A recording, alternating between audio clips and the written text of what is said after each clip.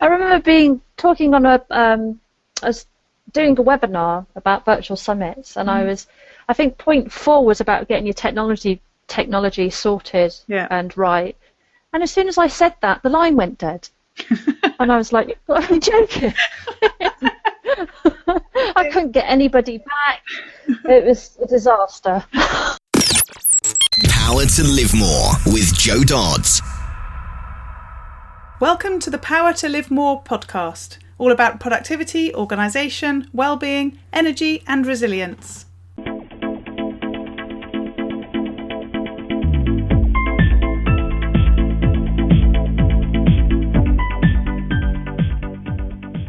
I'm Jo Dodds, and I started this show to enable interesting people to share their stories about how they use their power to live more, and by that I mean to do the stuff that they want to do more than the stuff that they need to or should do. It's about creating a life for yourself where you have the energy, health and space to be happy and fulfilled, spending your time as you'd like, whether that be at work, home or somewhere else entirely. That's your choice. Hello, my name is Ellie Dodds and I'm co-presenter, and today Jo is interviewing Wendy Kier of Virtual Summits. Jo and Wendy have known each other for a few years online, though their social media efforts, but this is the first time that they've actually spoken.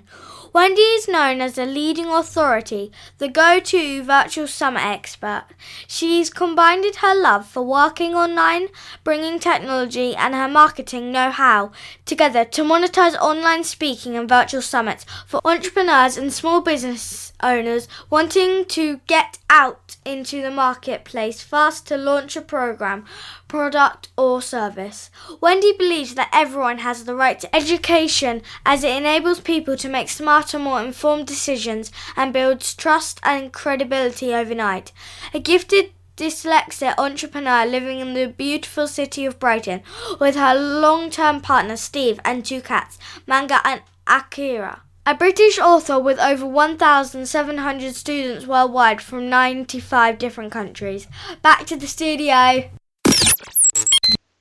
Today I'm interviewing Wendy Kier of Virtual Summits. Hello Wendy, great to have you with me. Hi Jo, it's an absolute pleasure. Lovely. So start by telling us a bit about you, what you do and where you do it. Yeah, so I work from the beautiful city in Brighton, and I'm very lucky. I now have a home-based office, and I have these most amazing views overlooking the city of Brighton, and I can literally see for miles, which is really fantastic. So do you find yourself getting distracted by that lovely view? Then I can see the view, I can see the channel, and sometimes I can even see France from my office window, and I do find myself staring out of the window on occasions. Oh, that's amazing.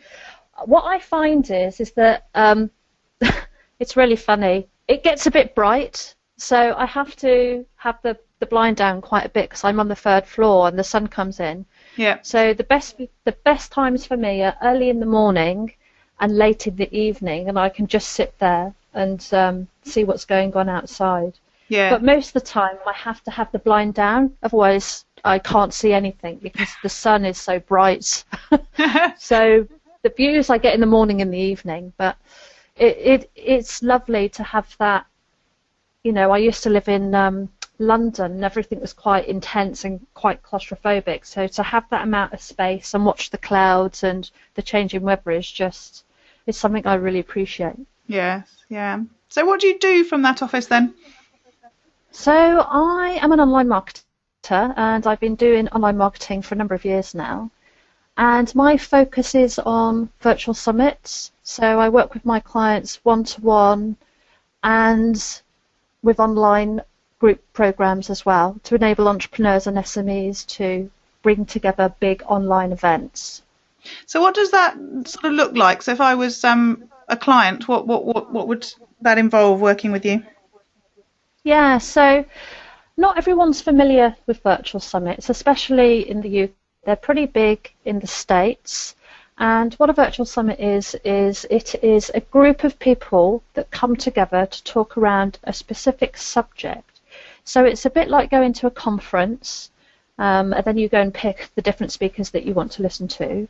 The difference with a virtual summit is it's held in the virtual arena, so people will subscribe in through your email list, and then they will access the different interviews or talks that are going on within that event. So in terms of clients, it would be taking them through, and it's like most of what we do within the coaching world, we work backwards with people. So it's identifying the end result that they want to get and the type of people that they want to attract and the product they want to sell at the end of the event, working backwards, and then naming the virtual summit to fit in line with what it is they're offering. Does that make sense? Yes, it does. And so the sort of work that you're doing then is coaching and quite sort of technical sort of setup and so on. Is that sort of work that you do? Yeah, so the one-to-one, it breaks down a couple of different ways. The one-to-one is some people will have a VA and other people within their team, even if it's just an outsourced VA. So some people might just want to get focused in on the strategy. So that will be, what's the product they're offering or the online course that they're offering? What type of speakers do they need? What's the digital setup so the buyer's got an easy journey? What's the name of the summit? So the one-to-one stuff with the client is figuring all of that out and making sure the buyer's got a very easy journey onto the next level. Mm-hmm. The group program is where people come in, and I have a very specific system that I use. So I teach people that system within a group setting online. And I do that course twice a year. So people can get the support from one another. It's quite a nurturing group. So people can run their ideas, they can share speakers, make recommendations. So the group is a very different experience. Yeah. So how do you structure your days? Do you have certain sort of things that happen on certain days and certain sort of types of tasks on different days, or is it all whatever happens? I guess it depends on whether you're running your group program or not as well. Yeah, I've tried doing different things on different days. I definitely have fixed days in terms of I have different online groups, courses that I run. Mm-hmm. So on Tuesday and Thursday, I always have my group calls on a Tuesday and Thursday, and those 2 days are precious for training. Yeah, I've tried doing the thing of only do sales on a Monday or Wednesday, but that never seems to happen because it's just not my thing. Yes, yeah. And then what I do is those are the most 2 solid days of the training days. Yeah. And then I work on a principle of 3. So I only plan for 3 months at a time. My brain can't seem to cope with anything past 3 months. Mm-hmm. So all my projects fit into 3 months. Okay. So it's a 3-month plan, 3 projects, and then I have 3 tasks a day that I work on. Okay, so talk about how you sort of make that happen, because it sounds quite simple, and I shared with you before we started that I focus on 3 tasks a day as well. I mean, I have lots of other things I need to do, but I make sure if I've got those 3 things done, then the day's a good one, sort of thing. What I don't do is plan sort of much further ahead than a week. I have big goals in my head, but I don't actually think as specifically as you're doing with 3 months and 3 projects and so on. Yeah. So how does that how do you make that happen? Because I can just sort of imagine that I could never find 3. They'd always be more. Or I'd find 3 and then I'd sneak in more and pretend they weren't projects. They'd be called something else so I could still have them in. So how do you make that work for you? So again, I work backwards, and so the way I've done it for this first 3 months of 2016, mm-hmm. my next live course, it goes out on the 18th of April. So I know to get enough people into that course, there are certain projects that I need to do to get people into the group program. So I know that's going out on the 18th. So I need to get more people into lower price courses. So some of them filter through and go into the group program. So I have ran 2 group programs. So those are my 2 other little projects. And that's what I focus in on. I focus in on, right, Summit then, I've got to launch those 2 digital courses then. So there's a reasonable gap between everything. Yeah. And that's how I do it. So the first project is, I start planning for that one. It goes out, it's live, it's over, and then I start planning for the next one. Mm-hmm. Some people move across into the new training, and then I start after the second one, I start planning for the summit, and then some people move across into that other training. Yeah. So that's how I've done it for the first 3 months of this year. Mm-hmm. I think it's a challenge the first time round that you're doing that, because you've got a lot to create. Yes. But the second and the third time you do that, it's easy because everything's already created. You're just tweaking things and changing things and changing some of your marketing. And when do you that's how I do it. Yeah, and when do you start planning for the second 3 months? So presumably there's some sort of overlap so that you sort of kick off the second 3 months on time. Otherwise you're spending another week or 2 planning it. Yeah, no, it's not exactly, it won't be on time, but what I know at the end of those 3 months is I can then go, right, okay, what's worked well, what hasn't worked well, what do I want my next 3 months to look like? Mm-hmm. And it doesn't have to be 100%, right, that's my deadline for the 3 months. Yeah. I've just got a rough 3 months. Yeah. Yeah. And then I can make a decision after the next summit course as to what I'm going to do for the next 3. Yeah. Okay. And how do you manage that from a sort of tool perspective, a to-do list perspective? How do you make sure you know what you're doing on a daily basis? Obviously, you choose your 3 tasks, but where are you choosing them from? I'm choosing them from, so I use Google Documents, and what I do is I have, so it's, I think it's called the 3 month, the first 3 months or something. Mm-hmm. Then within that folder, I have the 3 different projects, and then I have the 3 different projects, but then I have a single sheet that has the key tasks from all of the separate projects on that one page. Yep. And I have the deadlines on that page, and I have some tasks on there that I always need to do. Mm-hmm. Then every day I use that sheet, and then I have a look to make sure I'm on track. And I work on priority. Before I did digital marketing, I worked with young people at risk for about 15 years. So I know how to manage, risk is the wrong word, but prioritize things. Yes. So I'm really good at prioritizing things. So I always do the priorities, the ones that are the most important. I think that's a real key skill, isn't it? Prioritizing is so important, and I guess that's where the 3 tasks piece helps as well, because you have to prioritize to come up with just the 3. Otherwise, you do end up with 15, and then which are the most important sort of thing. Yeah, I like that that process. I think one of the most important things, Joe, is that those 3 main projects have to have a relationship together. Okay. Because otherwise, it's one. When you're creating products, you want to create like a family of products that fit into. Right. Let me get an example. So, people who are going to eventually do virtual summits will need to learn about list building. They'll need to learn about email marketing. They potentially might need to know how to create a product. So each of those little baby steps, so the digital product and list building as separate courses, would help people make the decision to do a virtual summit. Yeah. So they're interconnected with one another.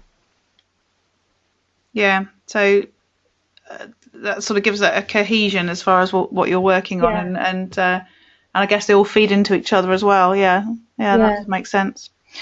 Okay, so every day you're choosing your 3 tasks. What else do you do in the morning? Have you got a particular routine, and does it vary depending on whether you've got your group calls or whatever happening as well? What does it look like when you pick up?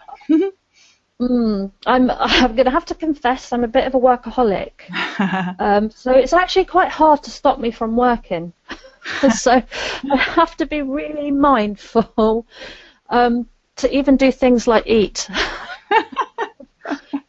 And I know I'm not alone on this, because I know a lot of digital marketers, once they get in front of their PC, that is it. Yeah. You know, you can't interrupt them, you can't do anything, ask a question or anything, because once they're on it, you're sort of sucked into this vortex of being in your head. Yeah.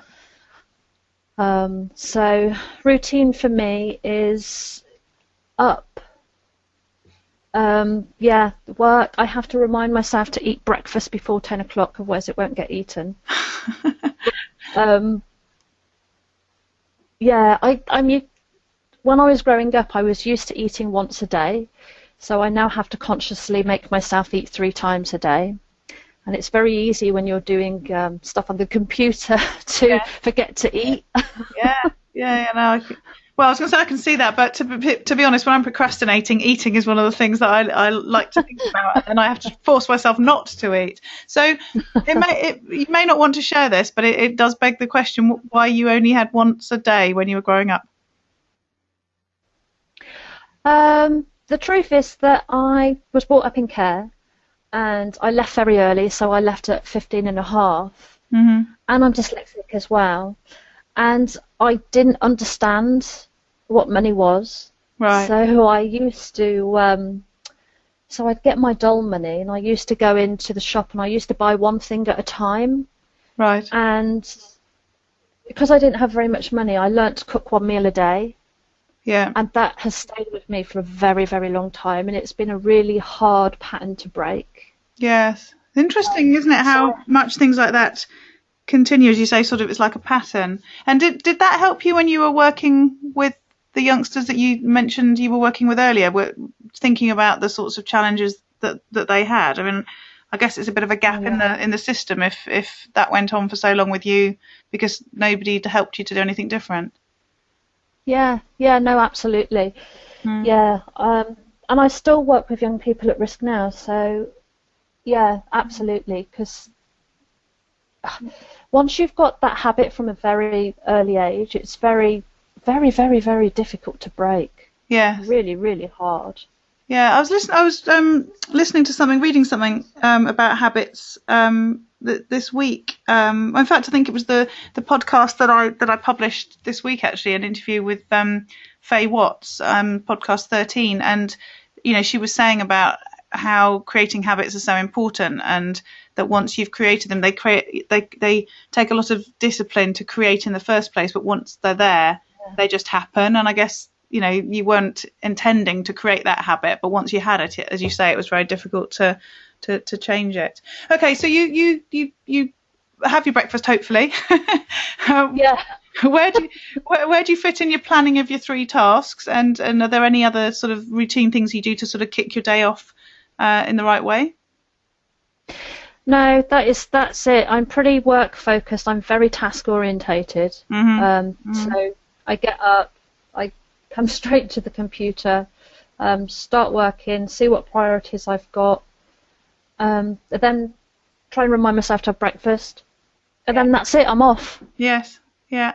It's interesting with you talking about your prioritising. I get the feeling that you're probably quite able to focus. I mean, some of the conversations that I have with people quite often do revolve around that whole issue of focus, and I think a lot of the things that you've said already during the interview sort of imply that focus probably isn't so much of an issue for you. Oh, I'm really lucky. Yeah. No, I'm forward thinking. I find it very hard to go backwards. So I find it very hard to go over old projects, but I'm constantly moving forward, and so I'm one of those people that's just constantly moving forward rather than going backwards. Yes, yeah, that sounds really, really useful, and particularly when you're, working on your own, and there's so many things that come flying at you, so much potential overwhelm. It sounds like you have a structure without having created one. You just naturally do that. Yeah. I'm very lucky like that. Yeah. Okay, so what about the end of the day? Because you talk about being a bit of a workaholic. So I guess the shutting the door at 5 o'clock and leaving your office bit doesn't happen, just like it doesn't happen in my in my house. Yeah. But then, Yeah. I do go out during the day and do other things, and so I do sort of tend to swap and change things around. But it sounds like that you're working sort of pretty solidly. What do you do at the end of the day? How do you sort of close off the work and make sure that you're ready to sleep in the end? One of okay, I don't have children. I have a couple of cats, and I live with my partner Steve. His cat is called Akira, and my cat is called Manga. So one of the most important things to me is to have a little cuddle with Manga on the sofa, and that's when I really sort of that's me relaxed. Gosh, this is going to sound a bit strange. That's me relaxing, having a cuddle with my cat, and she's purring. Yeah. It's supposed I to be don't really know. That good for your health. seems to, yeah. Yeah, it's supposed to be good, isn't it? Yeah. And again, Faye mentioned it in her podcast this week about her cat, so you're not the only one. But I have to tell you a little story about mine. We have 2 cats, and one of them has just randomly decided to start sleeping in my in tray, and I'm not sure that's because he's trying to get more attention and he thinks that's the route to my attention or what. But I was recording a live radio show last week, and I'd forgotten he was in here, and I'd had some technical issues dialing in, and I literally arrived on the show as the presenter, as the closing jingle. The opening jingle rather played, so it was a bit stressful, and just as I started to speak, he decided to get up and come and join in. So he was sitting on my notes, and he has this tendency that he wants you to cuddle him. He puts his arms around your neck, sort of thing, almost like he's really cuddling you back. And if you don't pick him up and you're close enough, he'll try and sort of climb up your body to get into that position. So I had this horrible feeling that he was going to start trying to climb up, which obviously is quite painful. So I had to stand up and move around the office and move my notes all around the office and basically run away from him whilst doing a live radio show. That's brilliant. So on that occasion, having a cat wasn't very relaxing at all, but I do buy into that. I think there's medical evidence that says that even just like stroking cats is very calming, and they talk about how good it is when children have animals for that sort of calming sort of thing. So you don't sound like a mad cat woman at all. You just sound like... Well, I've only got 2. Exactly. Maybe if I'd have more if I could. Yeah, if you were saying you had 12 of them and it took you all evening to cuddle all of them, then it might sound a bit more strange. But there we go. And so your cats, they help you to relax in the evening. Cats. Yeah. I'm very digital. It's really funny. I was reading through these questions before we came on, and I was thinking, oh my God, I don't have any social life whatsoever. So PS4 is my other thing that I love PS4. I love solving problems and creating things, solving problems. So PS4 is just brilliant for that. So I have PS4. PlayStation 4 helps me relax. And what do you do with it? Not being a PlayStation fan at all.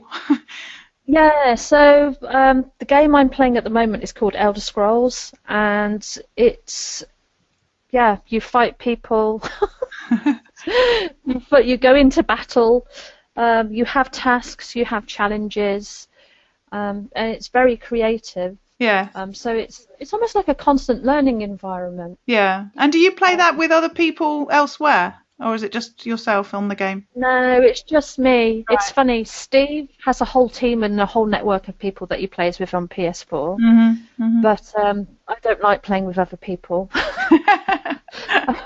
You're a solo entrepreneur. Why would you? Yeah, I find it a bit confusing as to who's the leader. Yeah. Yeah. So it's quite funny though. If you can imagine, Steve's in one room playing his game with his friends, and I'm in the other room playing my game by myself. And you text each other and say, "Can you put the kettle on?" and things like that. Well, yes, we do. We have been known to do that in this house.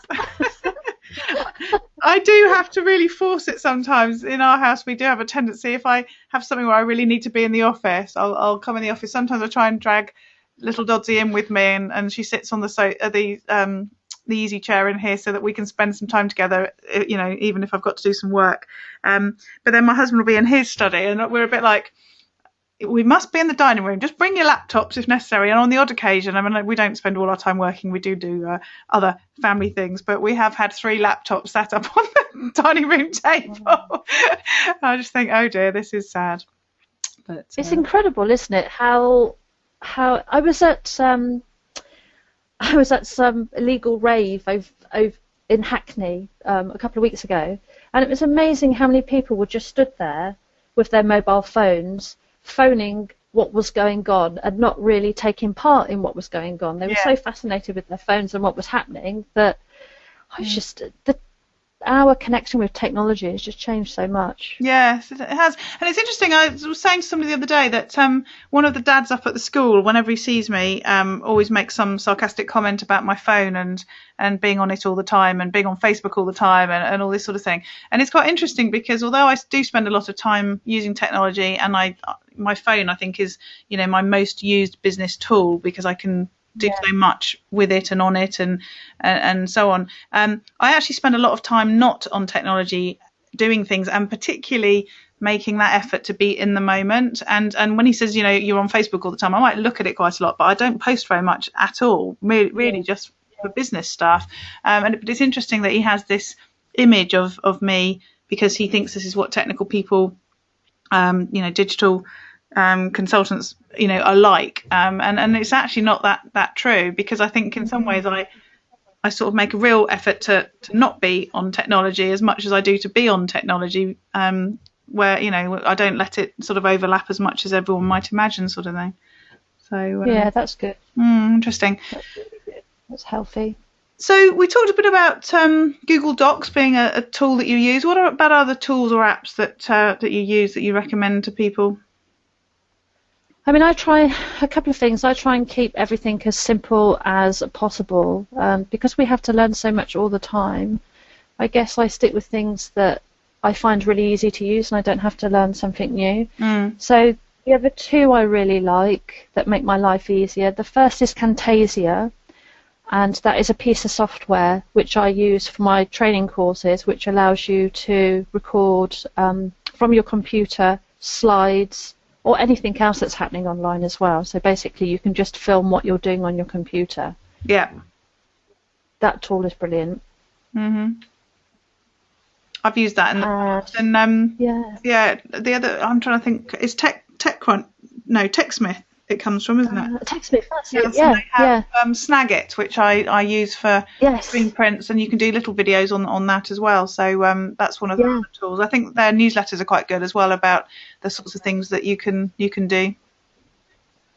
I've never seen one, but I bet I should imagine they are. Cool. And you said there's another tool? Yeah.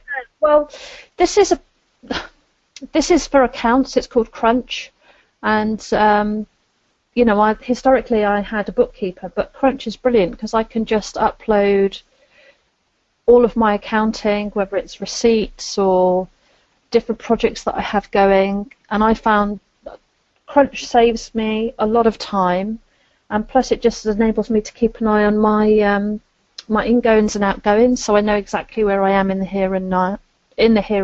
Yes, yeah. So I love Crunch as well. Now, I've never heard of Crunch before. It's interesting. I was saying to you before, wasn't I, that we keep getting so many new sort of tools and recommendations from people as the podcast goes along, and I keep expecting there to be lots of overlap. But here's yet another tool that I've never heard of. Yeah, I wish I'd had Crunch from the start of my business. I think I would have been much more clued up around the finances of business, right? Because it's not my area of expertise. Yeah. So Crunch has really helped. Excellent. And any others?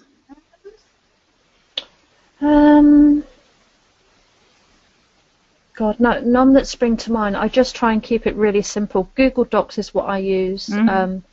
most of the time. And also because you can get Microsoft Online now as well, in terms of, I think one of the important things for me, and I think that's why Google Docs is so good and why Microsoft is now better, is that I like to be able to use things across different PCs. Yes. So no matter where I am in the globe, I can access my information and, you know, what it is I'm up to and the training resources. I'm not stuck to the office.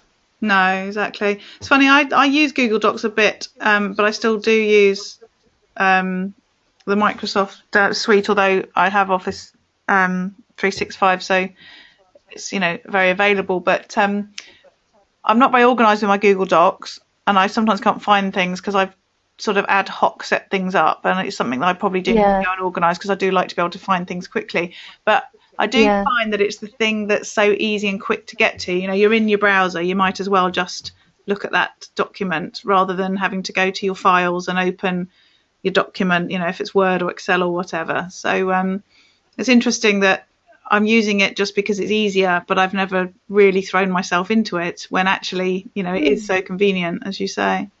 I like, one of the things I like about it is you can give someone the link and then you can keep it as a working document. Yeah. So you just give them the link and then you don't have to keep sending emails backwards and forwards with changes and amendments. No, exactly. But I think Microsoft is probably like that now, though, isn't it? Because you can invite different people, teams, and yes, and of course, if you use Dropbox, then it sort of doesn't matter what you're you're using this anyway. So so changing the subject back to sorry, say again, Dropbox.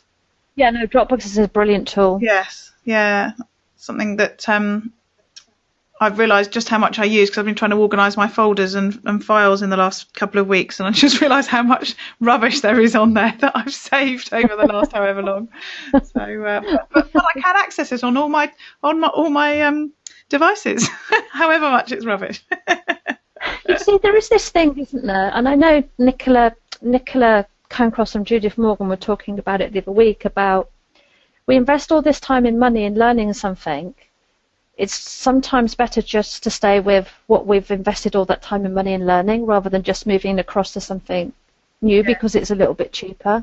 Yes, definitely. That was when they were talking about Infusionsoft and Nicola saying that she'd found another tool, which I can't remember the name of, but she said, you know, she really liked it, and if she was starting again, she might go with that, but she just couldn't go through the sort of transition. And it's interesting. I keep listening to podcasts that talk about a to-do app called Nosby, and I'm so tempted to try it out, but I'm a lover of Todoist. That's what I use to manage my tasks, and I just know that through my history that I'd go to Nosby and start setting it all up, and I'd spend, you know, hours and days and weeks setting it up, and actually my time would be best spent continuing to use Todoist and actually just getting the tasks done that are already on there, not creating a whole new one about moving to a new platform. So I agree. So that's, you know, I've developed on. Like years ago, I had a team member who said to me if I was as efficient with my actually getting work done as I was with organising myself, I'd be brilliant. So I took that to heart, and I've worked very hard on actually doing important things rather than just organising myself ever since. Brilliant.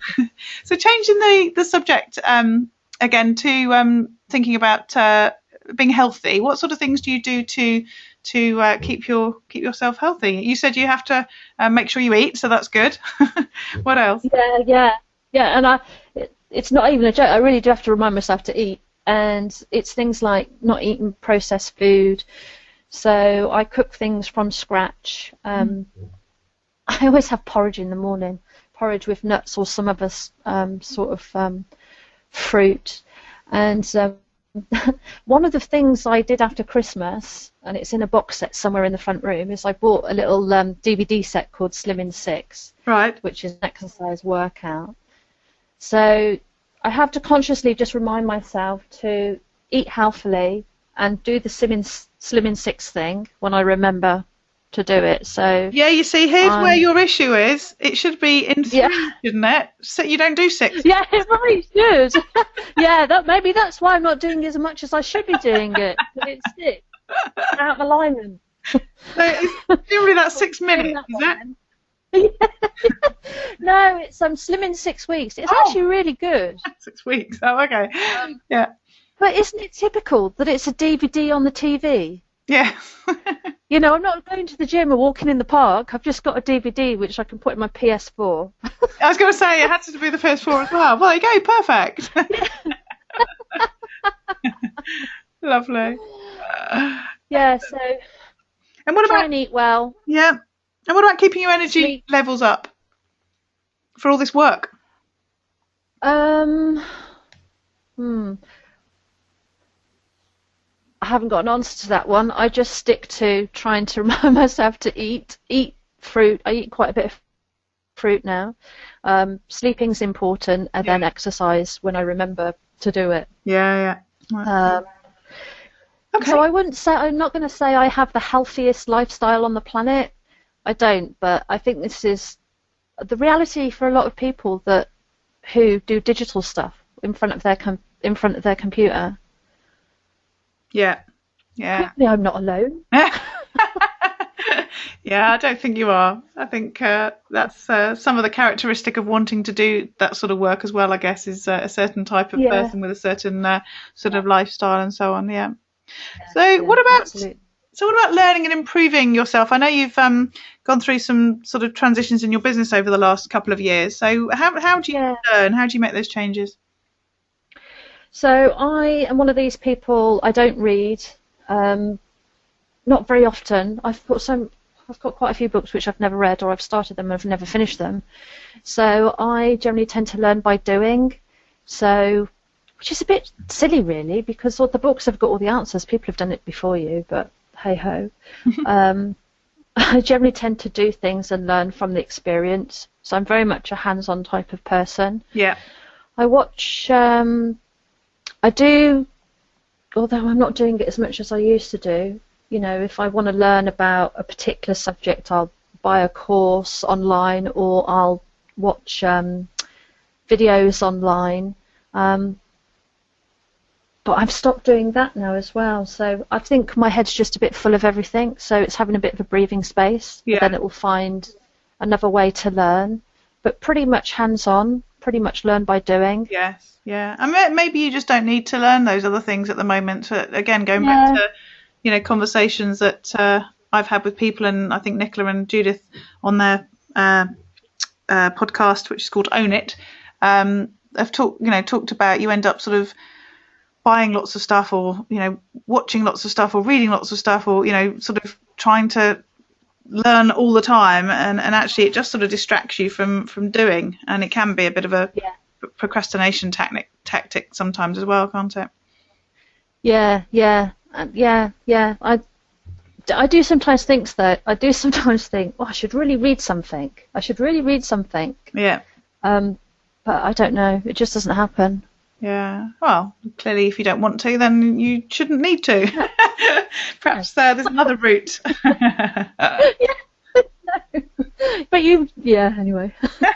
Somebody's obviously giving you a guilt trip about not reading. You don't need to. Yeah. Well, yeah. It's the thing of you just have to nurture your personality, don't you, I guess? Yeah. And my thing is learn by doing. Yeah. As much as I sit here thinking I should read more, I know I'm not going to do it. No, exactly. Well, it's like me. I've said before, I don't like making videos very much, even though I know that they're really helpful for YouTube and SEO and all that sort of thing. And I actually don't watch them that often either, because I just haven't got time to just give something my attention. So podcasts I love, because you can listen to them while you're doing other things. But apart from maybe when I'm doing my accounts, I don't watch videos online, because I just don't have the time, and I can't watch those things and think and write at the same time. So there is a limited opportunity, even though there's tons of great stuff out there, all the TED Talks and lots of other stuff that come out when people do launches and stuff, and I have all these great ideas to watch them and put them into a folder to give me a chance to catch up with things, and I never do. So as you say, I think you have to work out what works for you in your personality and your lifestyle, and then focus on that, and drop the guilt on everything else. Yeah, I need to learn that lesson, drop the guilt. So what about if things don't go right? If you have a day that isn't quite the one that you were planning, you only do two of your 3 things, maybe. Yes. Yeah, today we had some this morning. Yes, but you seem to cope with that well. So what do you do?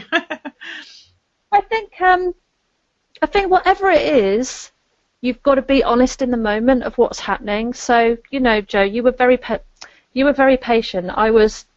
It took me 40 minutes to get set up today for lots of different reasons, which is very unusual. But I think if you're honest with people, yeah, and you're honest with yourself with what's happening, and you can recover as quickly as possible, so you put the next step in place in as quickly as possible, so you're not beating yourself up or you're not stuck in the moment.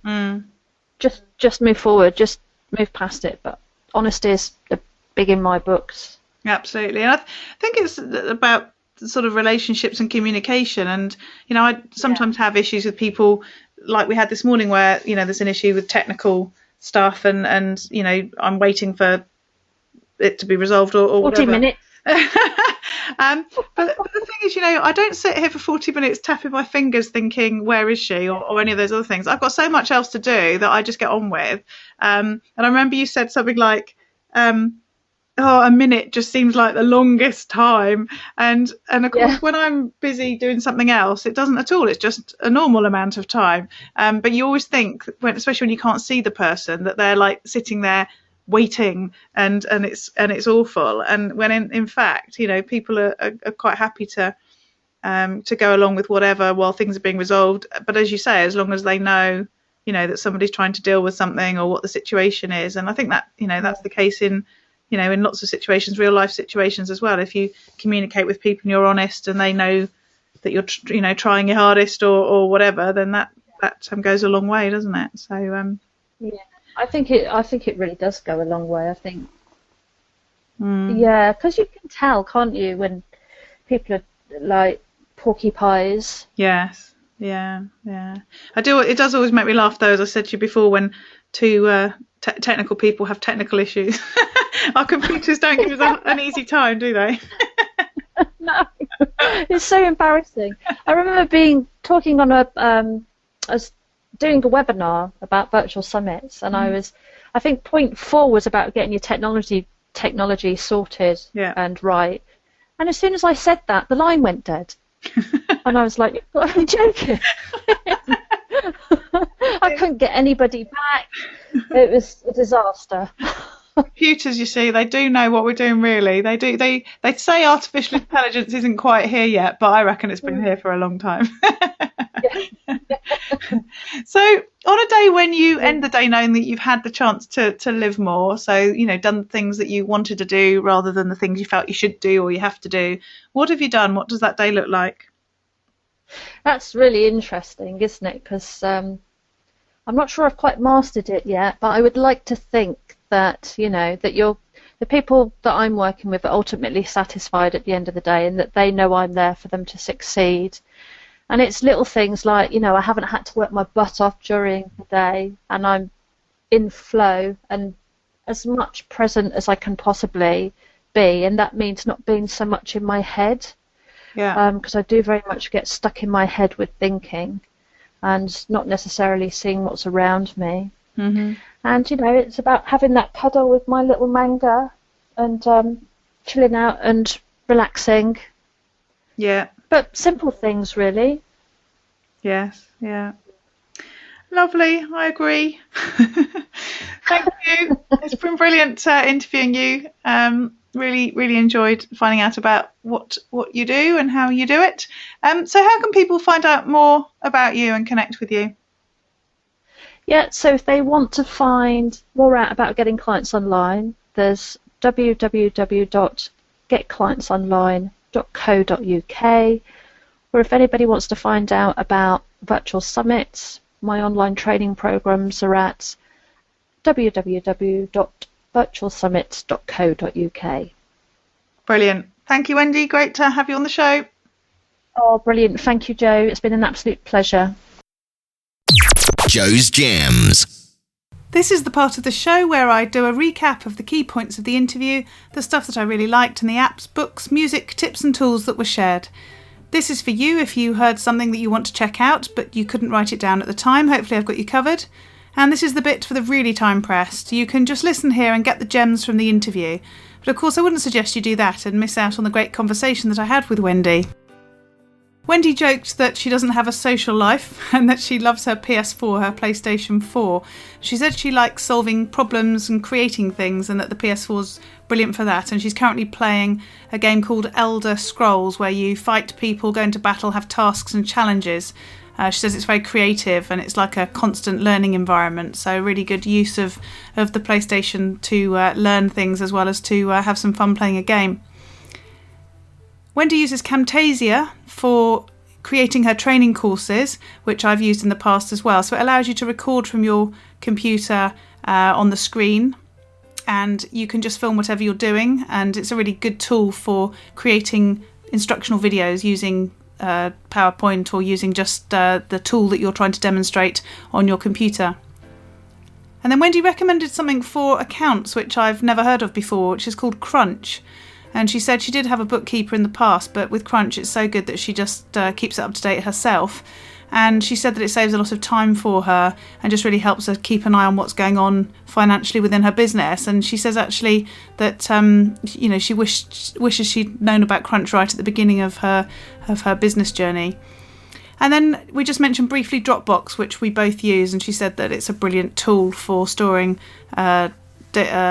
documents and files online and syncing it to your various devices. Wendy talked about a DVD set that she bought at Christmas when she was talking about her health and exercise. It's called Slim in 6, and she said it's an exercise workout that enables you to work on your weight and how you look, I guess, over a period of 6 months. We did laugh that it doesn't fit into her rule of 3, so maybe that's why she doesn't do it as often as she'd like. In common with lots of the podcast guests, Wendy does try and use theme days. She definitely has fixed days for her online groups and the courses that she runs on a Tuesday and a Thursday, although she did say that she doesn't use the technique entirely. Her really interesting information around planning was, as I've mentioned already, the principle of 3. So she said she plans for only 3 months at a time and make sure that her projects fit into that time scale. And then she has, on top of that 3-month plan, she then has 3 tasks a day that she specifically works on, and she works backwards. So she starts with what she wants to achieve, and in this case she's talking about her live summit, which goes out on the 18th of April. And so she works back from that date, fitting in what she needs to do within those 3 months. And then she sets up Google Docs, and she has one that's called the first 3 months or something like that, as she said. And she has the 3 different projects, and then she has a sheet that has all the tasks for all the projects on one page and deadlines included and some of the tasks there. And every day she takes that sheet, looks at what she needs to do to keep her on track, and then plans in those 3 tasks for the day. So I thought that was quite an interesting way of doing planning in a sort of shorter period of time and making sure you keep to track by only focusing on 3 things.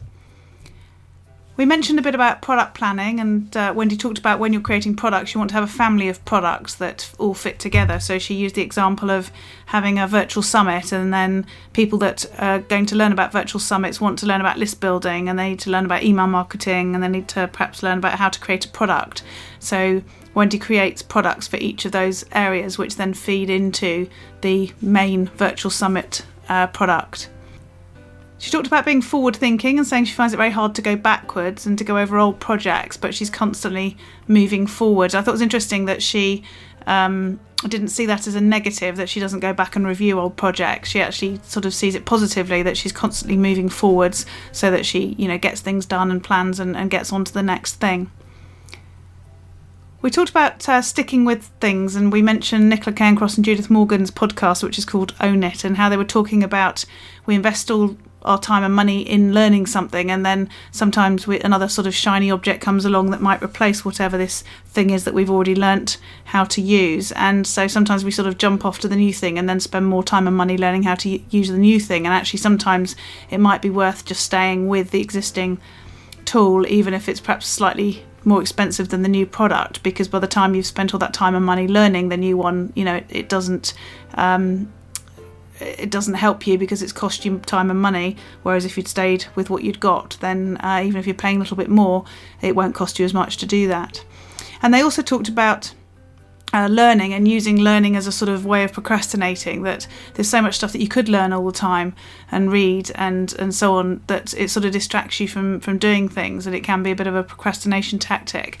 And I've certainly listened to a podcast recently where they were talking about just-in-time learning, which is, there's so many things you could learn, but you don't need to learn until you need it. And so the idea is that you think when something comes up that you don't know how to do, or that you need to be able to move forwards in your business, then you learn whatever that small thing is, or that it could be a big thing, but you learn that then, rather than learning lots of things as you go along for the time when you might possibly need them in the future, which means that you're able to spend more time on the actual doing of the things that you need to do, rather than spending time either learning things you don't need yet, or feeling guilty that you're not reading and learning things because if you don't need them, you don't need to do it now. And then finally, to contact Wendy, you can go to her website, which is getclientsonline.co.uk, or if you want to find out more about her virtual summits and her online training programs, then you can go to virtualsummits.co.uk. As ever, all the show notes are available if you go to the website and go to powertolivemore.com/16. Use your power to live more. All this information is available on the show notes. Hang on a minute, you do the intros, I do the outros. So, all the information is available on the show notes on the website, powertolivemore.com/ in this case 16. If you'd like to sign up to get my weekly newsletter with more tips, strategies, ideas and tools to improve your power, you can do that on the website too. And if you go to powertolivemore.com/focus, you can download my free report about how to increase your focus for better productivity. Again, the link for this show is powertolivemore.com/16. And we look forward to speaking to you next time.